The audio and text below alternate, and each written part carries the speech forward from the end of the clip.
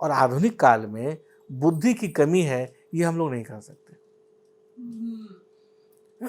इतना ज्यादा भौतिक विकास बिना बुद्धि का कैसे हो सकता है? पहले मनुष्य जो है वो वैश्विक कुटुंब नहीं हुआ करता था। यानी मनुष्य को हम पहले शायद ये नहीं कह सकते थे कि विश्व के समुदाय का वो एक प्राणी है, एक अंश है, नहीं कह सकते थे। क्यों? 400 साल पहले जाके सोचो कि पहले हम लोग दूरी कैसे नापते थे कि वहां वो 2 महीना की दूरी पर है, वो 4 दिन की दूरी पर है, जाने का कोई उपाय नहीं था। अब चलना शुरू किए, यदि गया से पटना जाना है तो आप बैलगाड़ी हो चाहे घोड़ा हो, वो चल रहे, धीरे धीरे चल रहे हैं, पहुंचे 1 सप्ताह में पहुंचेंगे वहां। तो जो भी ज्ञान की बातें होती थी वो एक सीमित समुदाय के बीच में हुआ करती थी और बहुत मुश्किल से उसका विस्तारण होता था। जैसे बौद्ध धर्म को फैलाने के लिए जो अलग अलग जगह लोग गए थे, कितना वर्ष लगा, आज 2000 साल होते होते तब यहां तक फैला। उसी प्रकार सनातन धर्म को भी पूरे विश्व में फैलते फैलते वक्त लगा, क्योंकि एक अलग अलग समूह था। मतलब हर एक मोहल्ला में एक राजा हुआ करता था, यह हालत थी। भारत एक आध्यात्मिक राष्ट्र था, विशाल राष्ट्र था, लेकिन तब भी इस पूरे भौगोलिक क्षेत्र को एक सूत्र में बांधने वाले ऋषियों ने इसे ऐसा अद्भुत प्रकार से समेटा था। इसके बावजूद भी हमारा अमेरिका के साथ संबंध नहीं था, उस समय कुछ और नाम रहा होगा। हमारा बहुत दूर दक्षिण अफ्रीका में संबंध नहीं रहा होगा।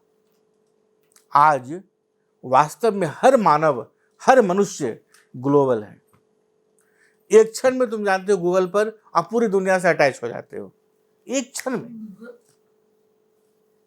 आज यदि हम कोई ऐसी बात करें जो विज्ञान के विरुद्ध हो, तर्क के विरुद्ध हो, रीजनिंग के विरुद्ध हो, तो पूरा जगत तुम्हारे सामने विरोध करने के लिए खड़ा है। इंटेलेक्चुअल वर्ग, क्या बात करते हो पागल जैसा? ऐसा नहीं हो सकता। जैसे हलधर को गुस्सा आ गया, बलराम जी को गुस्सा आ गया, वो हल निकाले और बोले पूरा हस्तिनापुर को उठा के हल से हम समुद्र में डुबा देंगे।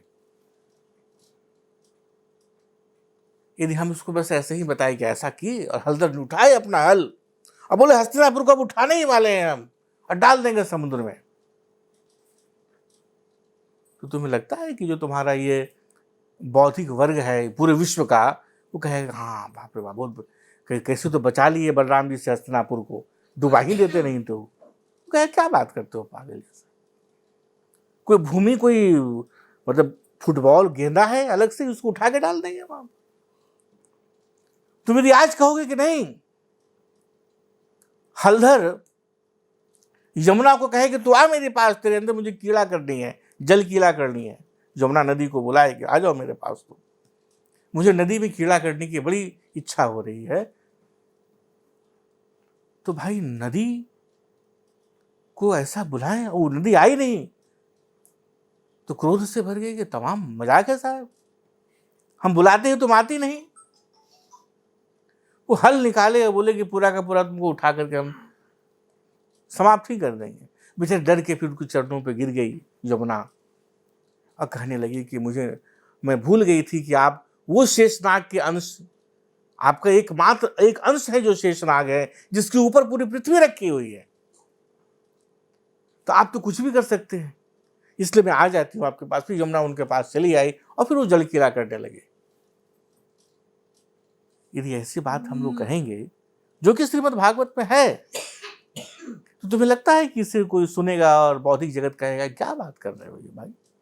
एक तो भाई पूरा पृथ्वी का हम लोग पूरा फोटो ले चुके हैं, आकाश में जाकर के अंतरिक्ष में कहीं कुछ शेषनाग नजर नहीं आता जिसके ऊपर रखा हुआ है। ये पृथ्वी किसी शेषनाग के ऊपर रखी हुई है, ऐसा हमने भाई कहीं जगत में नहीं देखा। बहुत बार सैटेलाइट से हम लोग फोटो लिए पूरे पृथ्वी का, वो पूरा गोल इंडिपेंडेंट नजर आता है, उसके नीचे कुछ नजर नहीं आता जिसके ऊपर वो रखा गया हो। और यमुना कब से चल के बात करने लगी भाई? हम लोग तो इतना बार बुलाते, भैया आ जाओ, बाढ़ मत करो, सुनता नहीं, सुनती नहीं। इस बौद्धिक जगत को, जो पूरा विश्व बौद्धिक है, बुद्धिमान है, यदि यहां आप कपोल गल्प करने लगे और कहे कि नहीं चूंकि भागवत में लिखा हुआ है इसलिए भाई तो हम मानते हैं, अरे भैया गजब हो गया। ऐसा कुछ चलता है क्या? यदि कोई चीज गलत लिखी है कहीं कोई किताब में, तो हम किताब को माने कि जो सत्य है उसको माने।